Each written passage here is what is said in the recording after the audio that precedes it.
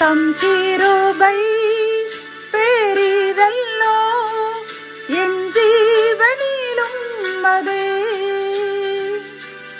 இம்மட்டும் காத்ததுவே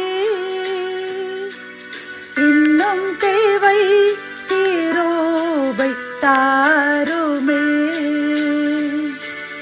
இன்னும் தேவை கிருபை தாருமே. கர்த்தரும் இரட்சகருமாகிய இயேசு கிறிஸ்துவின் ஈடு இணையற்ற நாமத்தில் சேனைகளின் கர்த்தர் ஊழியத்தின் மூலம் 10/2/2025 இந்த நாள் உங்களுக்கும் உங்கள் சந்ததிக்கும் மகிழ்ச்சியின் நாளாக அமையப் போகிறது என்று மனதார வாழ்த்துகின்றேன். இன்று நாம் அறியவிருக்கும் கிருபையின் வார்த்தைகள் எண்ணாகமம் 22 அதிகாரம் 12 அவர்கள் ஆசீர்வதிக்கப்பட்டவர்கள் என்றார். கத்தோலிக்க வேதாகமம் இவ்வாறு கூறுகின்றது. ஏனெனில் அவர்கள் ஆசி பெற்றோர் என்று கூறினார் என்கின்றது.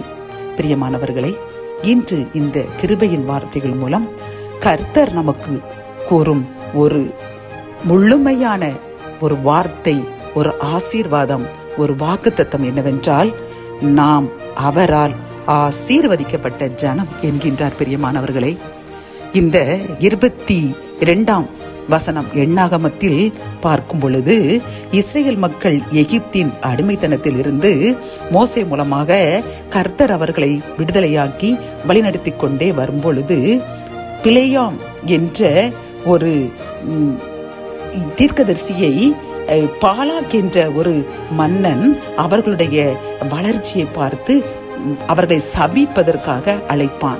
ஏனென்றால் பிலேயாம் என்பவன் பேயோரின் குமாரன். அவன் ஆசீர்வதித்தால் அவர்கள் ஆசீர்வதிக்கப்படுவார்களாம், அவன் சபித்தால் அவர்கள் சபிக்கப்படுவார்களாம். இது அவர்களுடைய ஒரு நம்பிக்கை.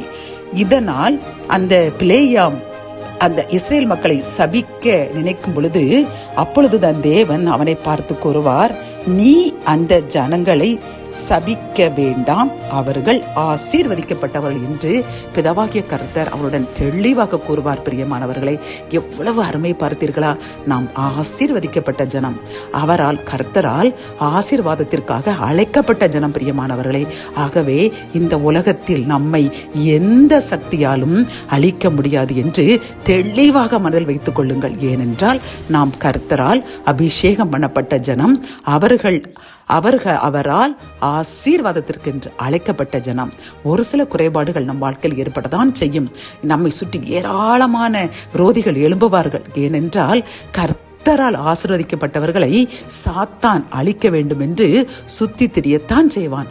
ஆனால் அதற்கு கவலைப்படாதீர்கள். இன்னும் மேலும் மேலும் அதிகமாய் கர்த்தரை தேடுங்கள்.